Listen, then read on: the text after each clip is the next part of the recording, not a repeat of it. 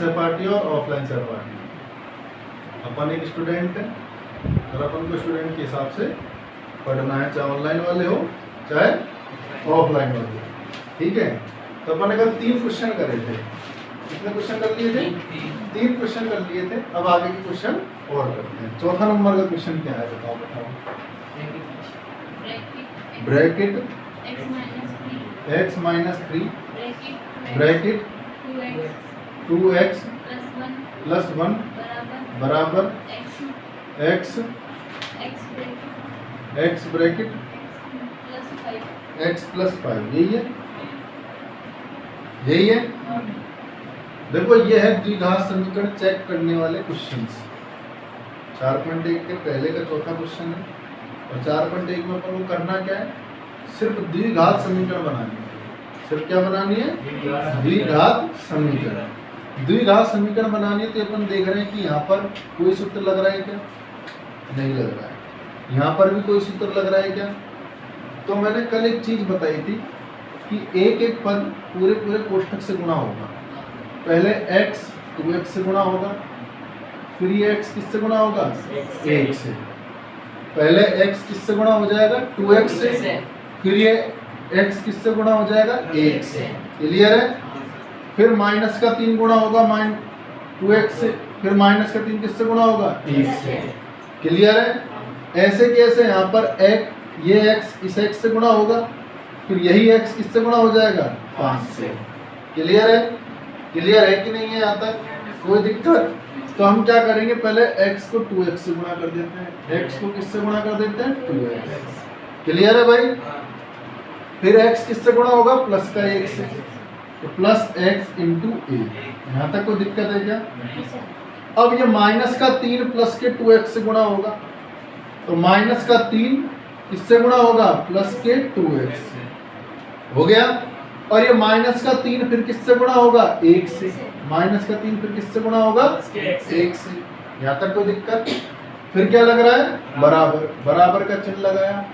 x को x से गुणा करेंगे, क्या लग रहा है भाई? प्लस। और फिर x को किससे गुणा कर देंगे? 5 से।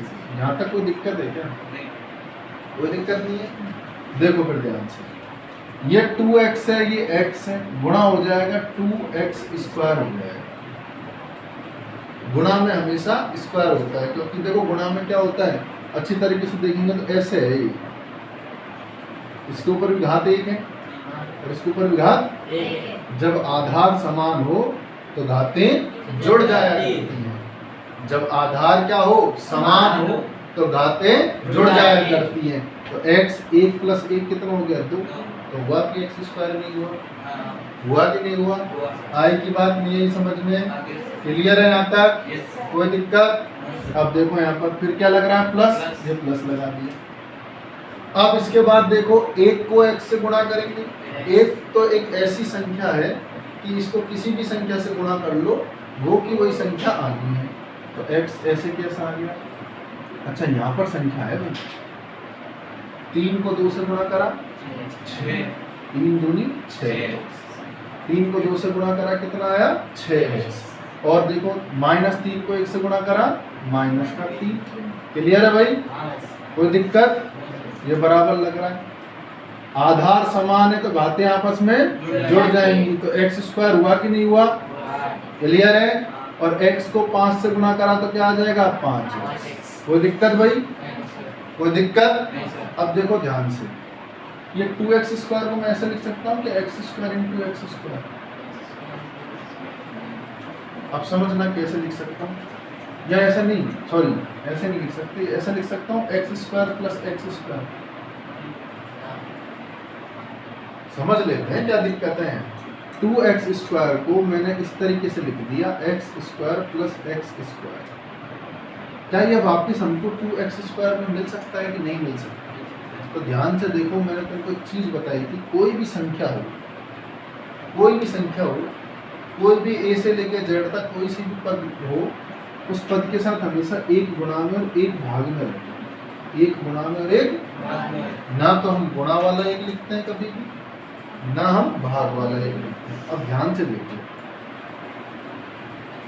1 और 1 कितना हो गया?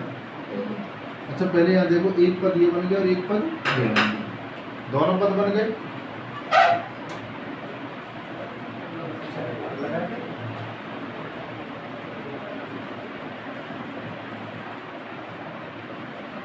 दोनों पद लग गए भाई, दोनों पद ध्यान से देखो, दोनों में एक्स स्क्वायर कॉमन है कि नहीं? अंदर कॉमन एक्स स्क्वायर निकल गया तो यहाँ भी एक बचा, यहाँ भी क्या बचा? एक और एक दो हुआ कि नहीं हुआ? और एक्स स्क्वायर तो बाहर ही है भाई, तो इससे मिलकर ये बना कि नहीं बना?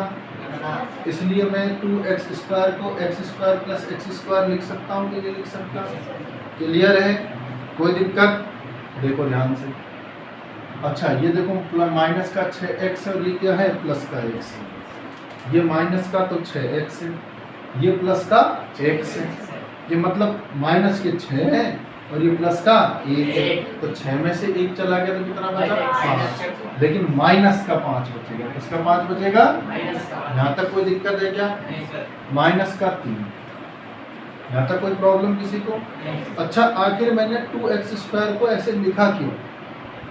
मैंने इसलिए लिखा, इसको तो ऐसे कैसे लिख दूंगा?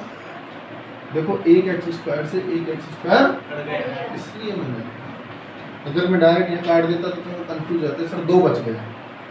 कई बार होता है ना सर, एक्स स्क्वायर से तो एक्स स्क्वायर कट गया, 2 बच गया सर, तो 2 नहीं बचता है कभी। समझ में आया? डाउट क्लियर है? क्लियर है डाउट? तो देखो ध्यान से, एक्स स्क्वायर ऐसे कैसे, इन इसको भी इधर ले चलो।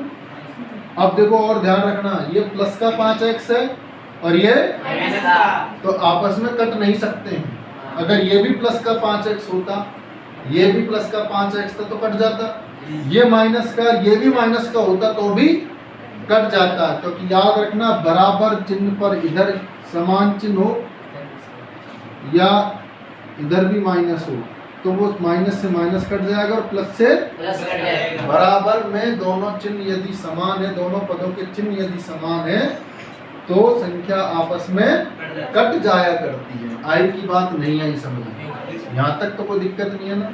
अच्छा माइनस का 5x इधर है, प्लस का 5x इधर घूम के आया तो क्या हो जाएगा? माइनस में। माइनस का 3 है, इधर कुछ नहीं बचा तो क्या बचा? 0। यहाँ तक कोई दिक्कत नहीं क्या? कोई दिक्कत है क्या? तो अपन यहाँ लिख सकते हैं 5x का पक्षांतर करने का,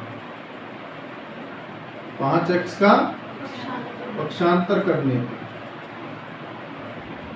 5x का पक्षांतर कर दिया। दोनों माइनस के हैं, माइनस माइनस प्लस होता है तो माइनस का 10x हो गया और माइनस का 3 बराबर 0। यहाँ तक कोई दिक्कत है क्या? ध्यान से देखो कि हमें स्क्वायर वाली घात मिली क्या नहीं मिली? मिली। तो अतः यह कौन सा समीकरण है?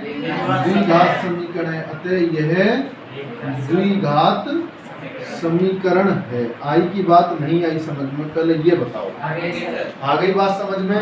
क्लियर है? बता दो। अच्छा इस क्वेश्चन में कोई दिक्कत? कोई दिक्कत नहीं है, मिटा दूं?